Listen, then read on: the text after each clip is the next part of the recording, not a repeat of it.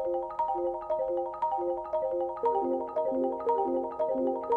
I'm Ms. Sanghera and I've been at UTS. I think this is my 14th year that I'm starting, but I've been teaching for about 25 years.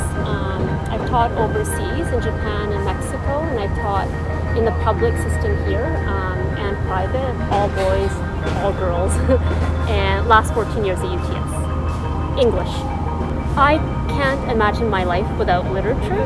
I've always loved reading, I've always loved writing. I have no memory of learning how to read and learning how to write. I just only know being able to do that.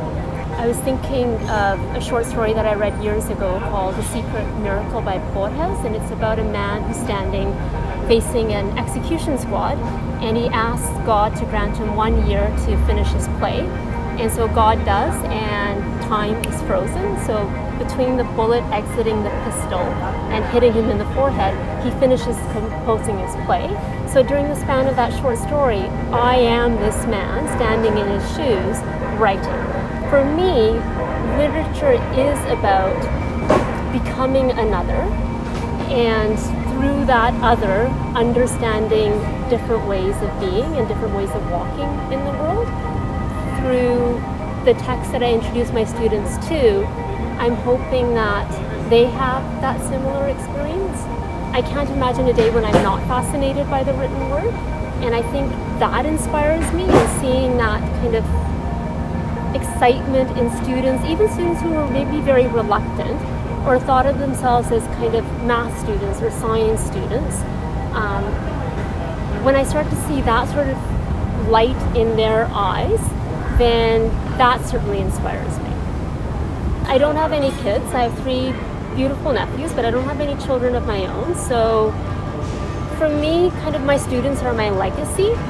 And I've thought about that for a number of years. So that's why it's really important for me to kind of help grow desire for literature in their life beyond their time at UTS.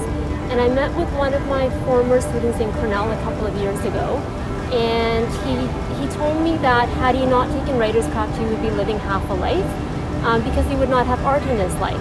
And I remember thinking, so I live on in you in that way, right? And my hope is that my students will carry literature with them and then pass it on to their kids. And if their kids see their parents reading and talking about books, then they'll pass it on to their kids. And so for me, that's how my legacy will be passed on. Because I certainly think about Miss Jacoby, my grade 6 teacher, or Miss Hossein, my principal in elementary school. I think about them often, and I certainly didn't realize that they would have that impact on me when I was young.